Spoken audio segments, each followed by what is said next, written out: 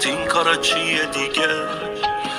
میگی خوبی و زخمی که بات یه چیز دیگه میگه. پیش تو کوهم تا دل تو دریاست، وقتی که میری سمت خنده هات کار من تماشاست.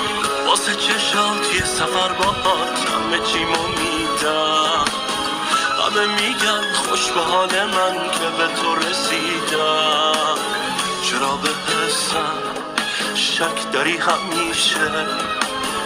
نفسمی همه کسمی باورت نمیشه. دل من میره برات، واقعا حیف چشات که بخواد به غم بشی.